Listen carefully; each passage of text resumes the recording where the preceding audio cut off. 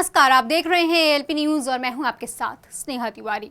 Corona महामारी ने हर वक्त हर जगह हाहाकार मचा रखा है, लेकिन कुछ लोग ऐसे भी हैं जो इस आपदा में भी अवसर बना रहे हैं। कुछ ऐसा ही मामला उत्तर प्रदेश के जनपद संभल से सामने आया है, जहां एक बेटा और बेटी अस्पताल परिसर में घंटों इंतजार करते रहे अपने माता पिता के शव को पाने के लिए, लेकिन अस्पताल परिसर में उन्हें 1,35,000 रुपए जमा करने को कहा, जिसे देने में असमक्ष बेटा बेटी को उनके माता पिता के शवों को देने से अस्पताल परिसर में साफ इनकार कर दिया गया, जिसके बाद मीडिया के हस्तक्षेप के बाद से उनके बेटा बेटी को उनके माता पिता का शव मिल पाया।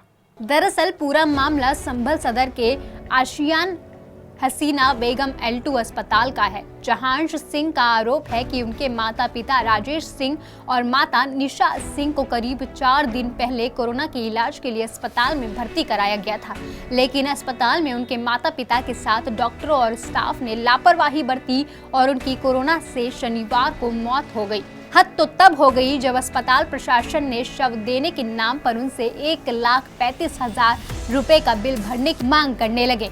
अंश ने बताया कि एक तो मेरे सर से माता पिता का साया उठ गया, ऊपर से अब इतने रुपए कहां से लाऊं। अंश की स्थिति को देखते हुए मीडिया की मदद मांगी, तो आखिर मीडिया के हस्तक्षेप के बाद अंश को उसके माता पिता के शवों को सौंप दिया गया। तस्वीरें बेहद ही दर्दनाक है। एक बेटा और एक बेटी अस्पताल के बाहर घंटों इंतजार कर रहे हैं ताकि उनके माता पिता के शव को उनको सौंप दिया जाए, लेकिन अस्पताल प्रशासन कोरोना से हुई मौत के शवों को देने की एवज में उनसे पैसे मांगने लगे। पैसा ना देने पर शव देने से इनकार करने लगे। इस मामले में नोडल अधिकारी डॉक्टर मनोज का कहना है कि दरअसल इस अस्पताल को 75% बेड पर अधिकृत कोविड-19 पर किया गया है, 25% बेड प्राइवेट तौर पर रखा गया है। अगर कोई व्यक्ति प्राइवेट भर्ती होता है तो उसको पैसे देने होंगे, और वह सरकारी तरफ से रेफर होता है तो उसका इलाज मुफ्त किया जाएगा, लेकिन फिर भी कहीं कोई पैसे की मांग सामने आई है तो उसकी जांच की जाएगी। लेकिन देखने वाली बात तो ये है कि अगर मरीज को अस्पताल में प्राइवेट भर्ती किया गया है तो मीडिया में मामले आने के बाद शव को बिना बिल दिए ही क्यों सौंप दिया गया। एशियन हसीना बेगम अस्पताल को L2 अस्पताल कोविड मरीजों के लिए अधिकृत किया गया है, उसके बाद भी इस तरह की खबरें सरकारी सिस्टम पर सवाल खड़े करती हैं। ये कहना गलत नहीं होगा कि इस वक्त आपदा को अवसर में बदला जा रहा है और कोरोना की लाशों से भी पैसे वसूले जा रहे हैं। मैंने अपने माता पिता को यहाँ को 19 तारीख को भर्ती करवाया था यहाँ पे डायरेक्ट, तो उन्होंने क्या कहते हैं कि वो भर्ती कर लिया और एक को आईसीयू में और एक को वार्ड में रख दिया, और ये भी नहीं पता कौन से उसमें रखा।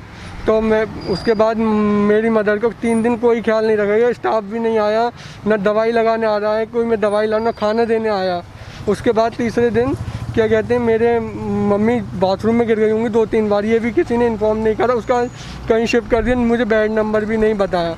क्या कहते हैं क्या हो रहा है, कंप्लेंट वगैरह करी तो थोड़ा जाके कल स्टाफ कोविड था तो भर्ती किया गया था। उसका दवाइयाँ, फादर की भी दवाइयाँ नहीं चल रही थी आईसीयू में, एक दिन स्किप हो जाता था पूरा। और उसके बाद क्या कहते हैं अब जाके जहाँ अब डेथ हो, पापा को डिस्चार्ज कर लिया, साइन करवा लिया पेपर पे कि हमारी कोई जिम्मेदारी नहीं कुछ होता। पापा को प्रॉब्लम हुई, पापा सुबह आए तो सुबह पापा बहुत देखते, भैया आया भैया चिल्लाता था, डॉक्टर ही नहीं था। तो उसके बाद क्या कहते हैं उन्होंने वहाँ शिफ्ट कर दिया कि दूसरे हॉस्पिटल की वहाँ चले, और अपन यहाँ पे एक्सपायर हो गए थे वो, क्योंकि मिलना नहीं था। आप क्या कह रहे हैं डॉक्टर? अब बॉडी लेने की बात हुई तो कहना पहले बिलिंग करा के लाओ, फिर उसके बाद बॉडी मिलेगी आपको। 1,35,000 रुपये का बिलिंग बैठाई है, जिसमें कोई केयर नहीं हुई ना कुछ हुई है। नहीं, इस तरीके का हमारे उसमें संज्ञान में मामला आया। ये एशियन हॉस्पिटल को हमारी तरफ से अधिकृत किया गया है, जो गवर्नमेंट के रेट पे इलाज करेगा, और 25% बेड हमने प्राइवेट सेक्टर के लिए दे रखे हैं। जो भी पेशेंट हमारी तरफ से रेफर होकर जाएगा वो फ्री ऑफ कॉस्ट इलाज होगा, उसका पेमेंट सरकार की तरफ से किया जाएगा।